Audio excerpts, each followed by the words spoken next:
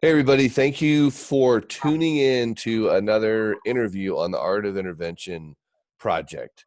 Today, we're going to talk about a topic that I'd say really causes a lot of financial chaos and ruin in a lot of people's lives. Something they don't think about. It's not going to happen on this day or that day, or it was just one I had. But the topics of DUIs and how they can really impact the family. So Skyler, thanks for joining us today. How would you describe yourself, Hey Skyler? Rob, how are you? I'm good, How man. do I describe myself? Man, a tornado. That's how I describe myself. I am all over the place and full destruction. No, Skyler Roder. A company that I run is DUI.org, and we also run DUI Care in the state of Colorado. Um, Been dealing with DUIs and impaired driving for about 8 years now.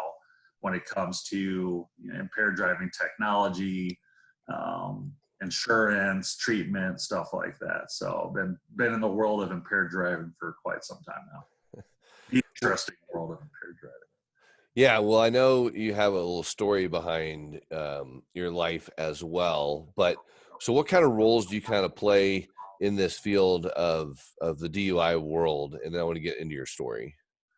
Yeah. So what I do in my current role right now is I guess you can call, I'm the national manager for DUI.org. So what I do right now is I set up partners in our network to help out our clients. So I'm setting up treatment partners throughout Colorado, throughout the United States. I'm setting up SR22 partners to help out on the insurance side.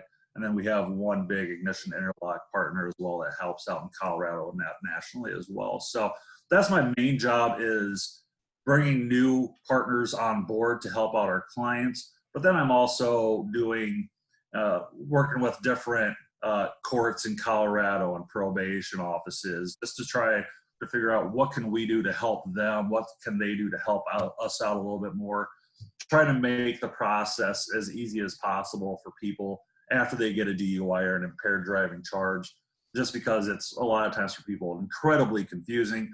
So whatever we can do to make it easier for them to get through the entire process, it makes everybody's lives a little bit easier. I was just sitting here thinking about back in my days of drinking and drugs. I've been clean 19 years back in those days, and they didn't have things out there like these different, like Uber or Lyft or those kind of Yeah, things like that. yeah. I probably would have used that like all of the time. How have you seen that maybe change or impact the world of DUIs?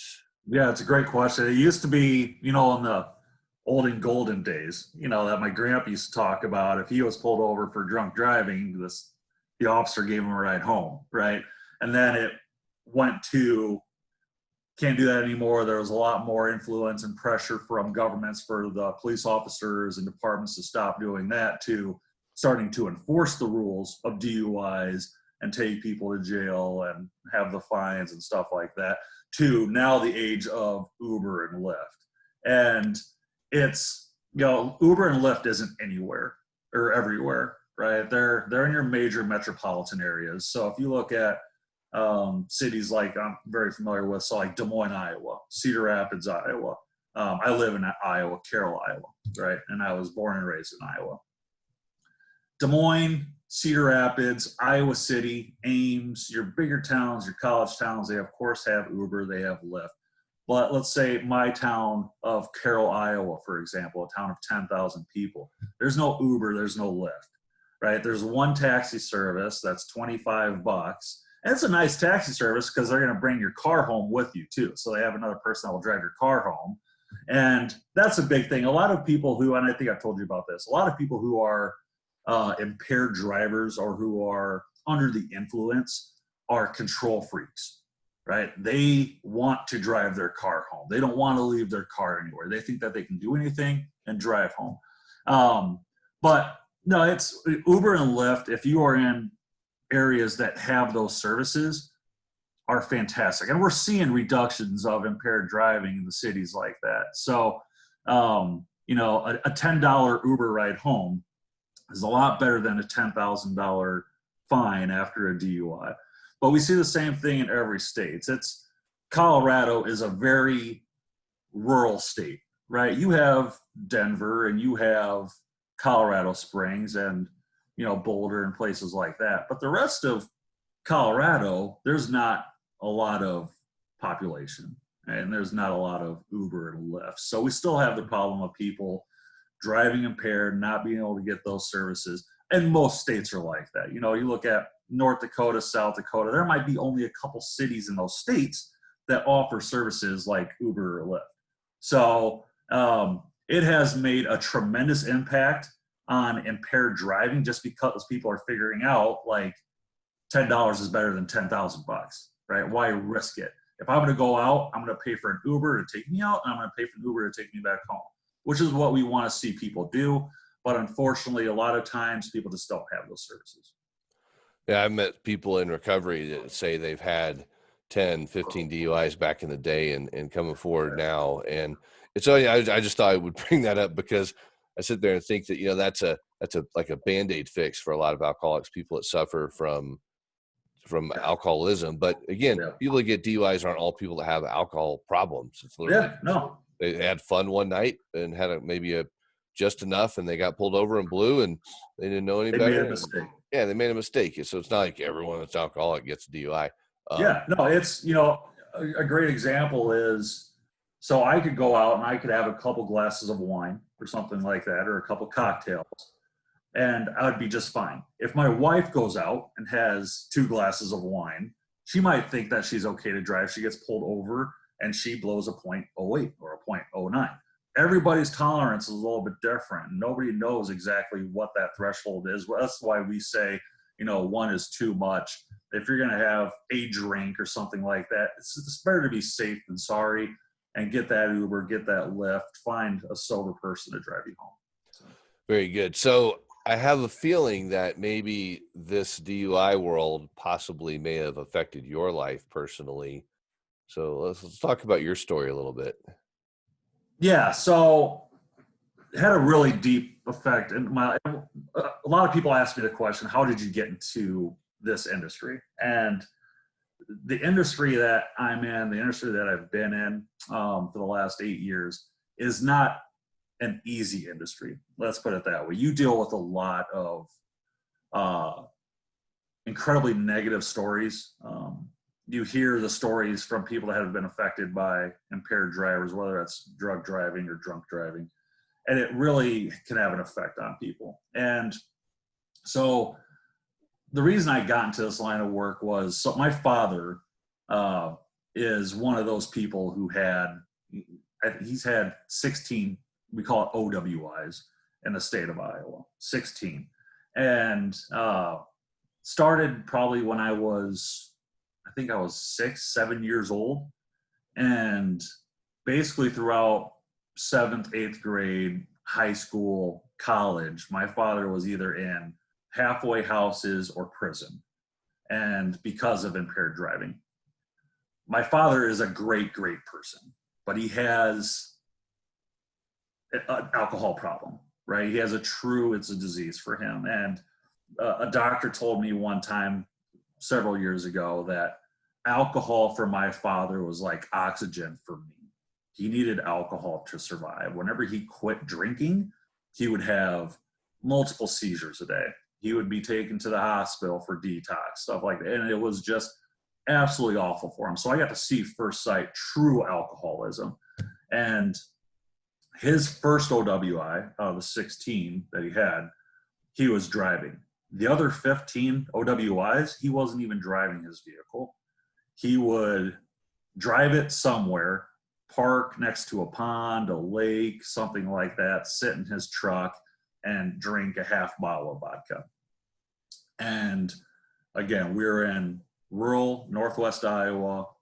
The police officers, the sheriff's departments, they knew my dad. They knew his hiding spots. They knew his spots that he would go and do this. And they would just sit there and wait for him, right? And they'd usually find him passed out in his truck. So my dad was conscious enough to know that he didn't want to drive and possibly hurt anybody or himself.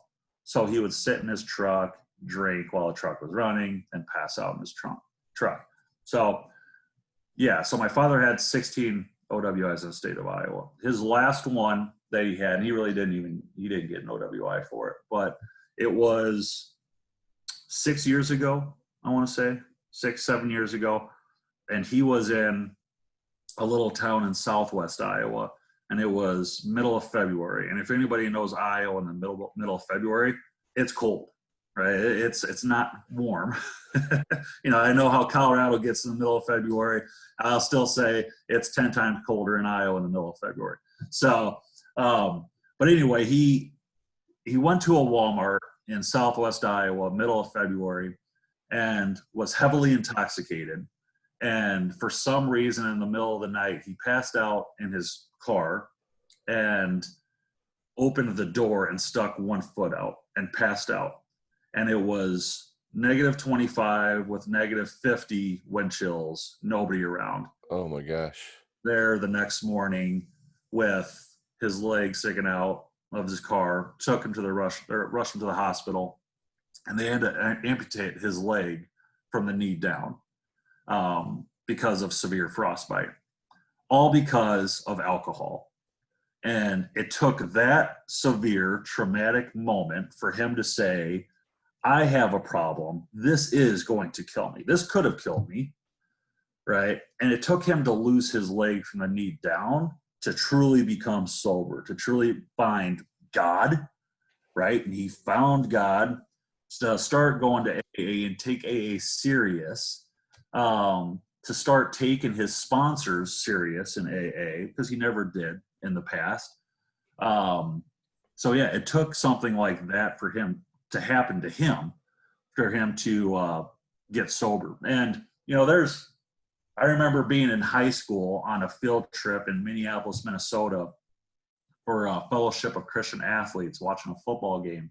And I got back to my hotel room, or the hotel, and I had a message on my phone saying to come down to the front office as soon as possible. I was 16 at the time.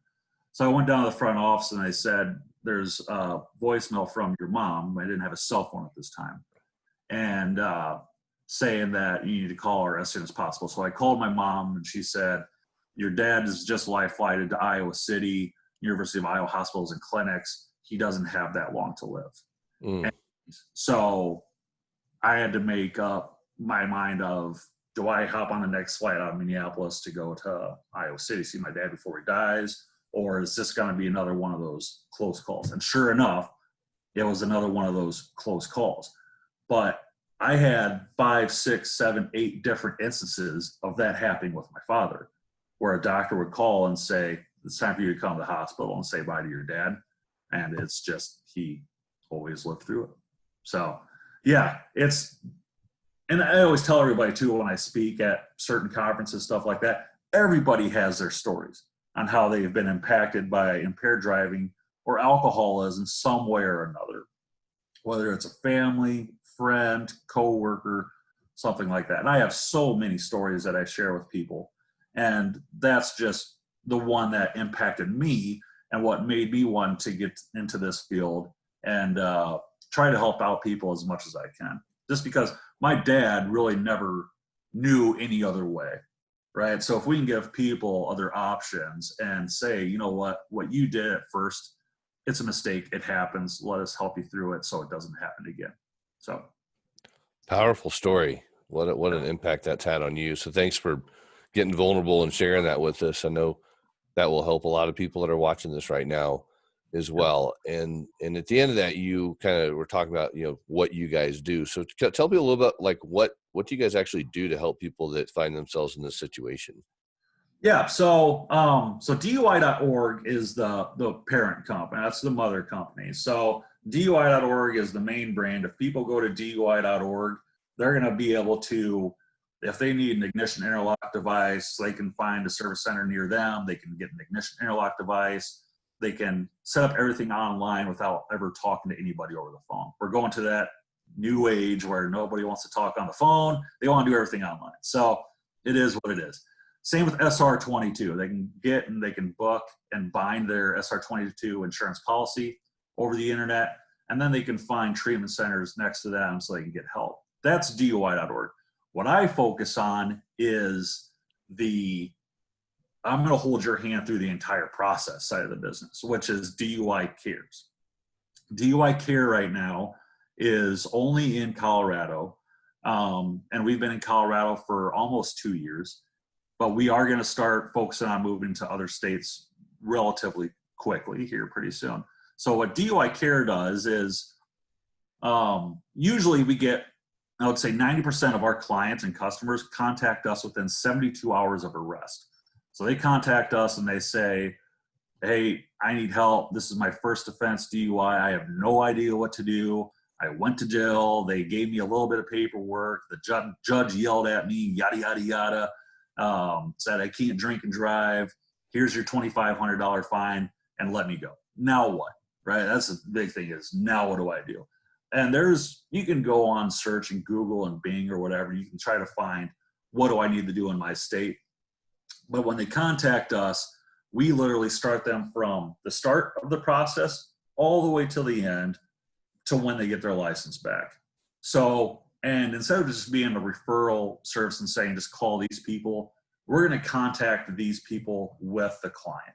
So the first thing that we do is we get a little background on the person to see where they're from, what happened. We want to get the story of what happened. If they need to talk to an attorney or something like that, we have a network of attorneys in Colorado that say, yeah, I need to talk to an attorney in Denver, Colorado Springs. And we'll line them up with an attorney in our network that offers anywhere from 30-minute free consultations up to an hour and 20-minute free consultations.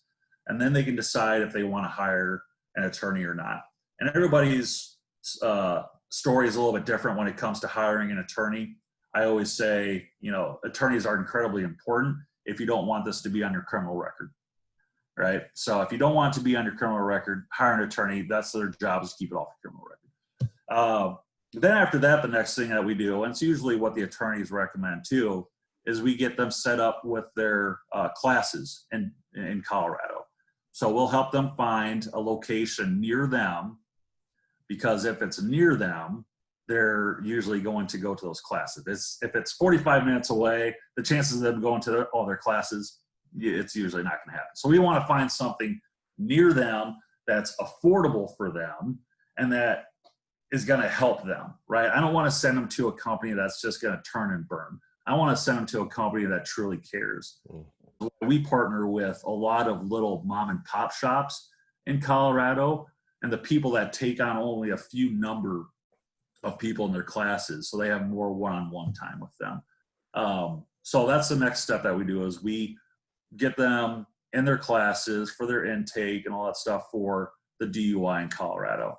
Then the next thing that we do, and it usually comes, a couple weeks later, is we get them ready for their DMV hearings. So everybody in Colorado has a DMV hearing, and now it's all virtual. But it's very important for people when they show up for these DMV hearings, whether it's virtual or in person, to show up with, not wearing jeans and a Bud Light t-shirt. And sober. Sober's a good thing too. Yeah. And sober's very good too. That's right. So we want them to go in and look like they care, right? Because if they're showing them that they're taking the prerogative that they care, the DMV hearing officer is going to see that, and they're going to say, okay, this person's taking the initiative. We might cut them a little bit of a break. Sometimes they don't. Most times they don't. But that's some of the tips that we give our clients, is when you're showing up to any court, whether it's DMV or the courthouse, you need to be respectable. You need to look respectable. Go to the bathroom ahead of time. Don't say, hey, I need a quick 5-minute bathroom break in the middle of your hearing or something like that. So it's just little tips like that we help out with. And then, everybody in Colorado needs an ignition interlock. So we help them with our partner in ToxLock find an ignition interlock next to them. And then we help them find SR22 through our partner, Breathe Easy, SR22. And once they have all of that done, then they get their license back, or their restricted license back. And that's what we make sure that happens, is we want them to get their license back as quickly as possible and as responsible as possible. Because if they go through the entire process of the classes, the court, the hearing, the SR-22, the IID. They go through that entire process and they finish it all. Statistics show the chances of them reoffending go way down. They drop significantly.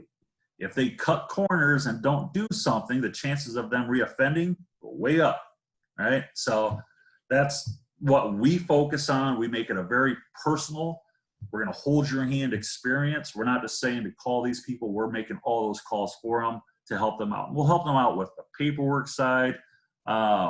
We help them find victim impact panels, which is incredibly important to people who have DUIs. Community service, stuff like that. So it's just, the service is free. So the people don't pay us anything for our service. And it's a great help for people. And yeah, it's been an incredible, impactful business for the last 2 months or 2 years, sorry. Yeah, well, that is so powerful that they don't pay anything to work with you guys, because I used to own an insurance agency, and I know the impact financially an SR-22 can do on someone's insurance rates, which those aren't things people think about. I mean, when you think about, like, how much does a pint of vodka cost? Whatever it is, right? How much can a DUI set a family back? $10K at least. Yeah. So your $10,000 bottle of vodka, is it worth it? It's one of those things where people look at the fines, which is, it might average between $1,500, $2,500. They look at the ignition interlock, which for a year might be $1,000. They look at the SR-22. And one of the things I want to talk about SR-22, and if you have an insurance background, you know this, the SR-22 endorsement is not that expensive. It's the rate change for you being a impaired driver. You're a high-risk driver now, right? So all insurance companies are going to look at you differently. So instead of you being a married father, the age of 35 with no speeding tickets, anything like that, you might have $350 for 6 months. Now you have a DUI on your record, could have killed somebody, something like that. For 6 months, it's going to be $3,500. So, but yeah, it's, the true cost of a DUI, what I tell people is, what if you lose your job from a DUI? What if you were making $120,000 a year supporting your family, and you all of a sudden get a DUI, you tell your employer about it, and then you're fired? There's $120,000 a year, right? The fines and everything, those all add up very quickly. But it's, a lot of people lose their jobs because of DUIs nowadays. So, and the chances of you finding a job like that with a DUI on your record really can affect your chances for making good money down the road. So, yeah. And then the other horrible side of things, if you end up ever killing somebody, that's a whole nother ballgame. Because, man, I used to drink and drive. I used to say 8 nights a week, and I did it all the time. And I would be blackout driving in my addiction days, and so many things can change. So we want to plead with you right now, who's watching, that if you are suffering from addiction, that's why we put this whole Art of Intervention Project Summit together, is to inform and educate people, but not living this life of yet. That hadn't happened to me yet. But when this kind of thing does, man, it really messes things up. And so many people drink and drive and use drugs while they're driving with kids in the car.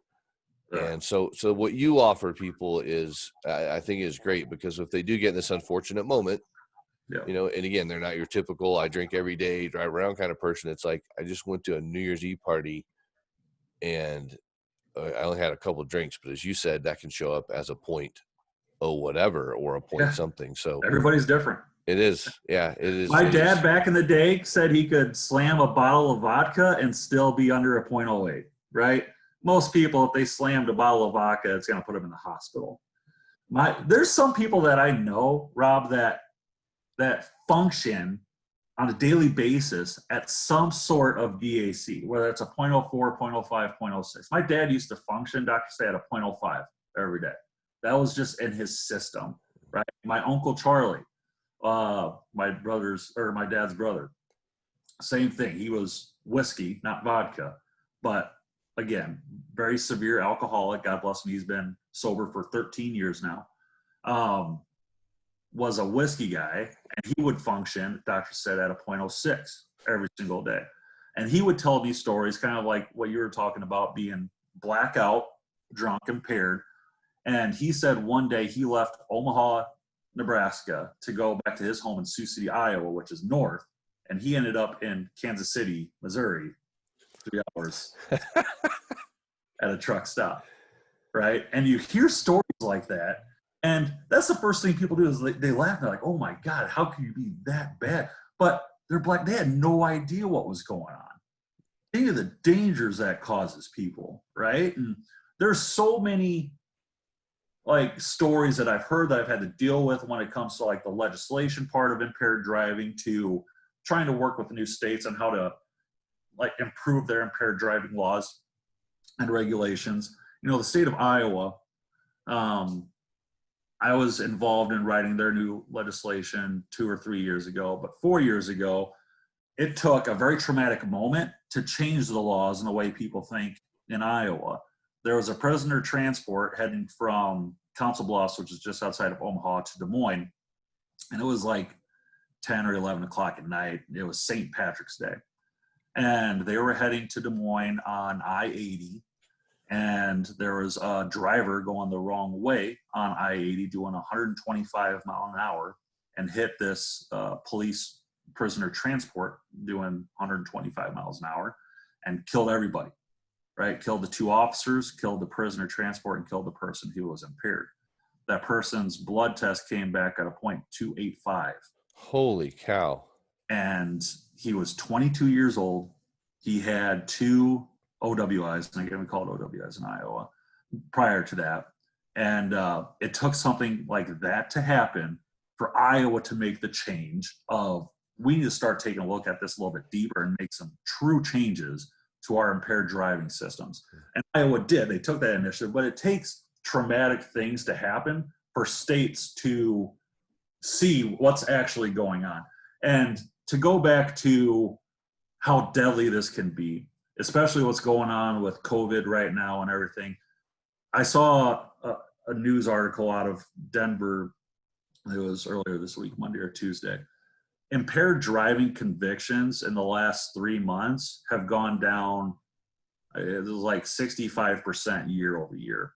But in the last 3 months, it has doubled for impaired driving fatalities in the state of Colorado since last year. Impaired driving fatalities in Colorado have doubled in the last 3 months compared to last year. And what that means is that there's no enforcement, because they weren't really enforcing impaired driving anywhere in the United States because they didn't want to take people to jail and expose them to COVID. And a lot of states did that. The other problem is that we're running into is a lot of people who might have had an underlying alcohol issue or drug issue is now, since they were being quarantined at home, staying at home, they couldn't go out, stuff like that. They're now binge drinking. The usage is much worse than what we've seen previously. So if they might have had a couple beers at a bar last year, now they're having 20 beers at home and then driving back to the store or liquor store to get more beer, something like that, and they're killing people. So that really, really scares me, is the enforcement side of impaired driving has dropped significantly in every state, but it scares the heck out of me when I see fatalities caused by impaired driving double compared to this time last year. So that's not good. And I just wanted to share that statistic with you too. Well, thanks for sharing that, especially as you said, in this time that we're in now, the time we're doing this interview, is that a lot of people are filled with fear and anxiety, and alcohol sales are up 200% or 500%. Yeah. It depends on where you live and who's reporting the numbers, right? I mean, Yeah. all these statistics are just kind of crazy, but the reality is that it's changing, and our country has changed a lot lately. So again, I mean, the people that you get to partner with to make this process easier for a lot of people. I'm curious, how do you kind of vet your partners? I mean, there's a million attorneys, there's a million all these things out there, right? How do you feel like, hey, you'd be a viable person to help our clients? Yeah, so I'll start with the attorneys, right? And there's criminal defense attorneys are a dime a dozen, I really say. They are, there are some fantastic criminal defense attorneys out there, and then there's some that I wouldn't send my mom or dad too. So that's kind of criminal defense attorneys just in general for you. But, you know, when I vet out my attorney network in Colorado, I talk to judges, I talk to probation officers. I want, who do you respect in the legal profession that deals with DUIs on a daily basis outside of everybody else? And they'll be the first ones to tell me, right, this is who I respect, this is who sees a lot of DUI cases. And, you know, so that's the first place I go to, right? The second place that we go to is I want to have a wide variety of attorneys that will serve the state, will serve Denver, Colorado Springs, wherever. So I want to have a good network of attorneys throughout the state of Colorado or whatever state that I'm in. The next thing I look for is what their retainer is going to be. If we have someone on the phone who is talking to us about how am I going to be able to afford my ignition interlock or SR22 or treatment classes, I'm not going to send them, or we're not going to send them to an attorney who's going to charge $15,000 for a retainer, right? So I want to have, you know, a very wide variety of attorneys who might say my retainer is going to be $1,500 for your services. And then we might have people that, you know, it's a CEO of a company who just got a first DUI. They don't want it on their record. They're willing to pay whatever it takes. That might send them to an attorney that's $15,000, $20,000 for their services.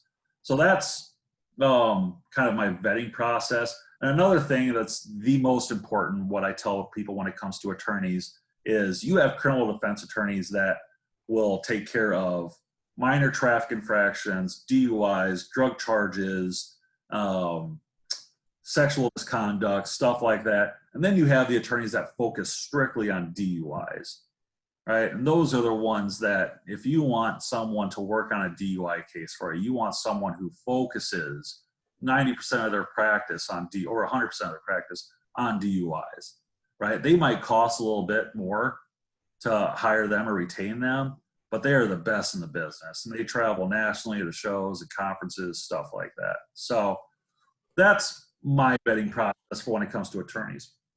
On the treatment side, it's a lot of word of mouth. I talk to a lot of probation officers. I talk to attorneys, judges, and I say, hey, who in your area is known for world-class service and taking care of people face-to-face and not just turning and burning? Because unfortunately, there are companies out there that's just, they see faces and see dollars, right? And I don't want that.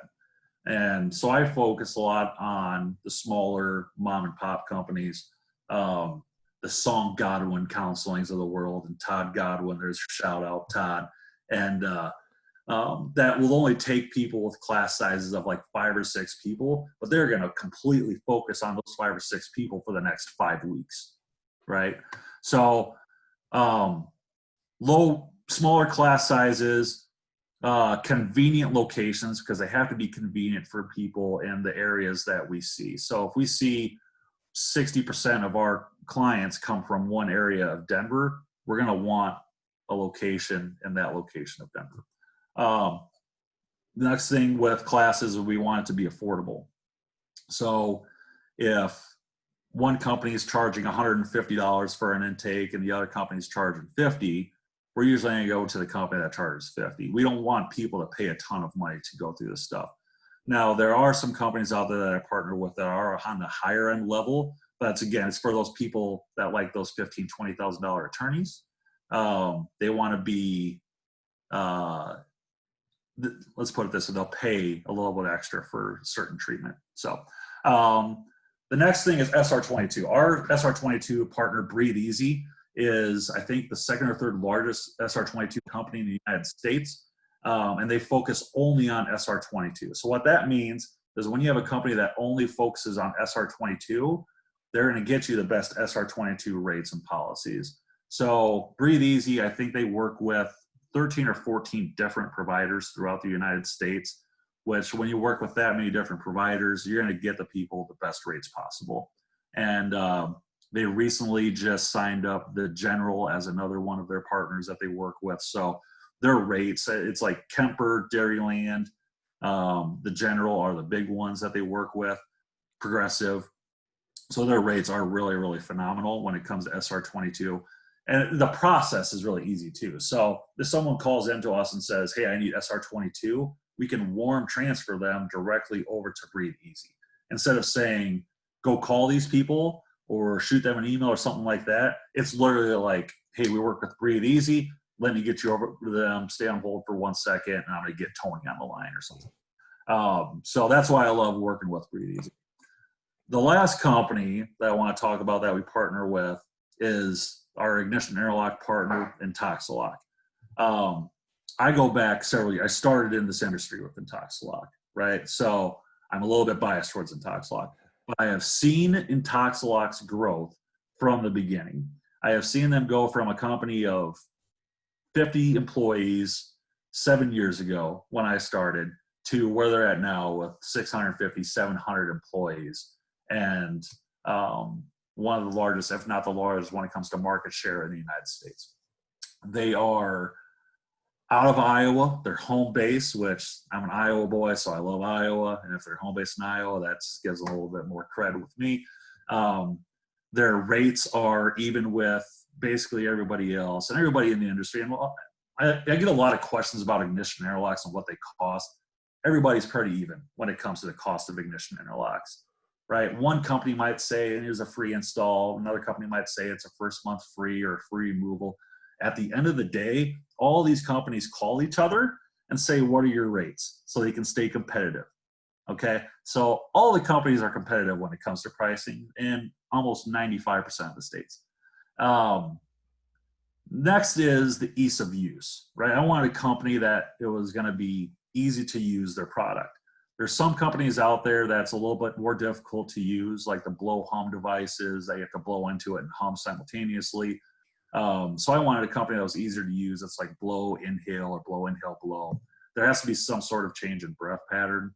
Back in the old and golden days, people up their air things from that they put air in the tires with. Oh, nice. Or whatever to the thing so they can activate the ignition interlock. So now there has to be some sort of breath pattern change. But anyway, so I want something easy to use for an ignition interlock provider. The last thing, it goes back to the convenience part of it. If something is convenient, people are going to do it. So Intoxilock kind of looked at the Walmart model, the Walgreens model, and they said, if we have places that are convenient that people can go and have the install done or their services done or recalibrations done at, there's going to be more likely that they're going to choose us over somebody else. Because if I can find a place that's 2 miles from home instead of 20 miles from home, I'm going to go to the place that's 2 miles from home, right? So Intoxilock literally has locations everywhere, right? In Colorado, it is just insane the locations that they have. And they partner with Car Toys in Colorado, and Car Toys in Colorado is a pretty big deal. So there's Car Toys everywhere. So those are the big reasons why I chose Intoxilock as the ignition interlock provider. Good price, fantastic locations, easy to use. Their customer service is incredible. I have great relationships with everybody on the executive team there, the marketing team, just a great group of people to work for. And that's what makes my job so easy, is that all the people that I partner with, I can text them, call them, email them, and we have fantastic relationships. And that's what makes it work.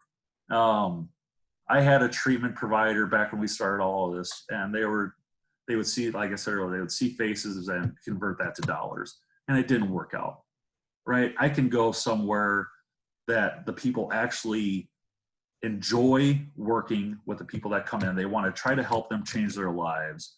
And everything that comes after that is just extra to them, right? And that's the type of people that I enjoy working with.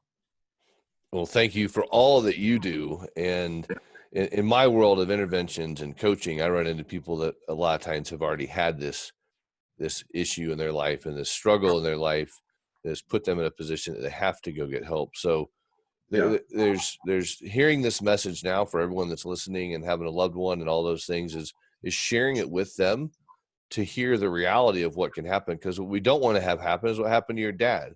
You know, he lost a leg on another drunken stupor, right? Or the the young 22-year-old that was going down the highway, just speeding, having no clue where he was, took the lives of 4 other people, along with ruining their families. And so we just want to encourage people to, before something becomes a problem, like if people are asking, do you think I have a problem? Probably there is. Yeah. If we're asking the question, normal people don't be like, yeah, do you think I have a problem with alcohol? Because they know they really do when they're asking the question. So the other thing I'll say on that too is, if people think that they have a problem, if a friend or a family member thinks that someone has a problem when it comes to worrying about them being impaired and driving, there are things that we can help them with before it gets to that, right? So my Intoxilock, my ignition interlock partner, they have voluntary devices. So people can call and then get one of those ignition interlocks put on voluntarily for half the price, a fraction of the price of what it would cost if they were charged with a DUI and had to put one on, right? There's treatment, like you said, there's treatment options for those people as well. Go into one of the class, go to an AA meeting, listen to real people talk about real life experiences. I could talk for days about my real world experiences. One of the things I talk a lot about now, Robin, sorry to interrupt you, is when I go and I talk to legislators about our services, about DUI care. I had a friend, and it was one of my wife's really good friends too, back in high school. When he turned, I think he was 21 or 22 years old, something like that. He got an OWI in the state of Iowa. It was his first offense, OWI. And the next morning he was found in his car with a gunshot wound to his head. He killed himself because he got an OWI. And because he didn't know how he would get on after it. He was never in trouble in his entire life. Great kid, great athlete, great student, great family. And he made a mistake, and he didn't know how he was going to live with his mistake, and he took his own life because of it. We do not want people to get to that ever, right? If they made a mistake, if it was a true mistake, we want to help these people out. They should never have to deal with, well, what am I going to do to live? How am I going to survive? How am I going to deal with my family about this, or my employer, yada, yada, yada. It's a mistake that hundreds of thousands of people every year, unfortunately, have to deal with. And a lot of times people, when they go into this, are like, the police are out to get me, the judge is out to get me, the probation officer is out to get me. We are here to help people get back on the road responsibly and get back to their lives and daily lives as quickly as possible, right? Because if they can get back to their lives and continue to work and stuff like that, then they won't have to worry about how am I going to survive. And they won't go down, and they won't even think about going down the route that my friend took and taking his own life. So again, there's a lot of stories that everybody has out there, that I have personally, that my wife has personally. And we're just, when I talk about DUI.org and DUI Care, I get very emotional about it sometimes, right? Just because I care so much about it. You have Mothers Against Drunk Driving, which is a fantastic company. They are there for the victims, but there's never been anybody there for the people who are the offenders, right? And a lot of people say, sorry, we should just take the key and throw it away from you. That's not the case. These people usually just messed up, right? So we want to be there for the person who unfortunately went through a traumatic moment, and we want to get them back on the road in their daily lives as quickly as possible. That's powerful right there. The fact that you are there for the offender, and nobody else usually is. Yeah. Right. And a lot of times they'll say, well, my attorney is there for me, but I'm spending 10 grand on this guy. Right. Whereas they can just call and they can talk to us for free, and we can say, hey, we're going to work through this with you and get you through the whole process as quickly, as easily as possible. And speaking of that, how do people connect with you, get you all the easiest? What's the best way to do that? They can call us. I'm gonna have to try to pull up the phone number here. That's it. Obviously they go DUICare.com or .org. DUICare.org if they're in Colorado. So yeah, if they're in the state of Colorado, they can go to DUICare.org. If they're in some other state, they can go to DUI.org and they can go through the list of everything that we offer. The best phone number that they can reach out, and usually the best and the quickest way to get a hold of us is 833-863-6560. So again, it's 833-863-6560. But they can call us, they can talk to one of our local Iowa customer service people, great people here in Iowa, or they can fill out the form saying, contact me, this is what I need, this is what I want you to call me tomorrow at 10 o'clock. They can chat with us on the website. Brand new website, man, so go check it out.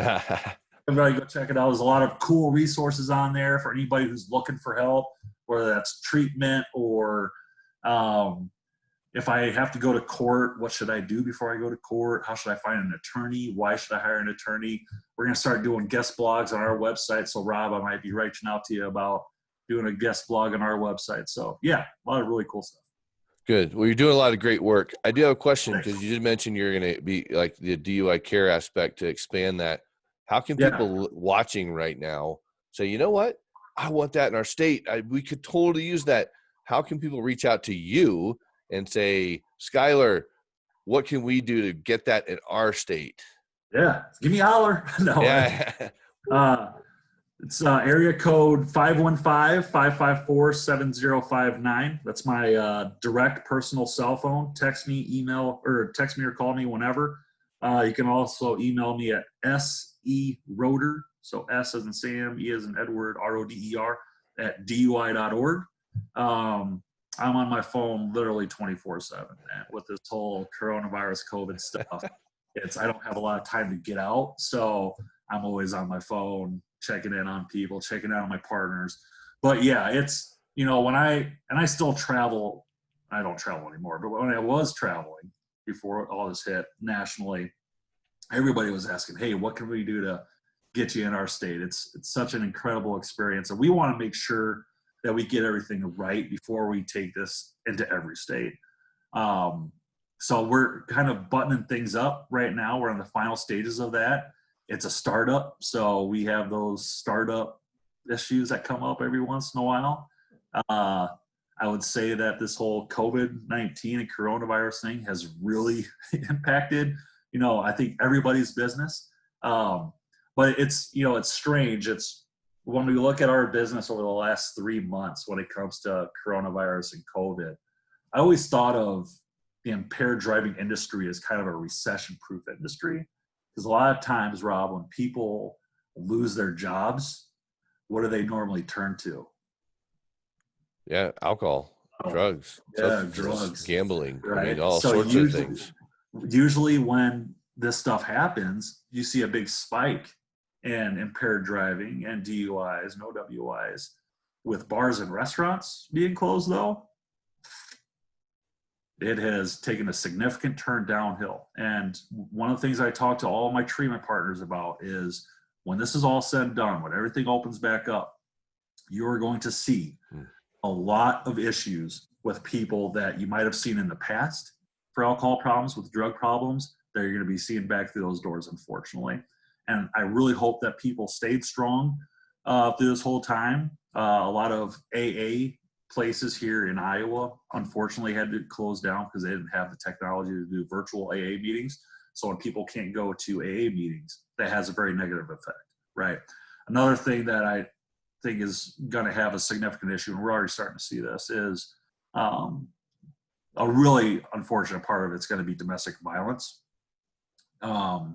caused from the alcohol issues too. So you might be talking to someone about that later on in another one of your interviews, but I'm talking to a lot of my treatment partners about that because a lot of them do domestic violence classes and one-on-ones as well.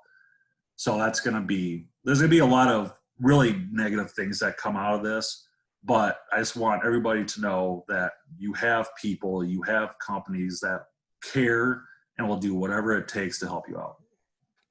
There you go. Partnerships is the way to do this thing and help battle this together as a community. So you developed Absolutely. those. It's funny you mentioned Todd and Song. You know, Todd's a good friend of mine Yeah. here in Colorado. Song Godwin Great Counseling. guy. There you go again. So Yeah. fun stuff there to help get people out there. So thanks so Yeah. much for all you do. And again, I want to say thanks Thank for you. making the time to do this, because I know you're in the middle of move and all that kind of stuff. You got a Yeah. lot going on. Your family's growing. I mean, all those things. So it's good. A lot going on, man. A lot going on, brother. It's a crazy world that we live in. 2020, I'm ready just to put behind us and get on to next year. You know, you got to stay safe in that. I hear there's those big earthquakes with the volcanoes up in Yellowstone. So you got to be careful up in that area too.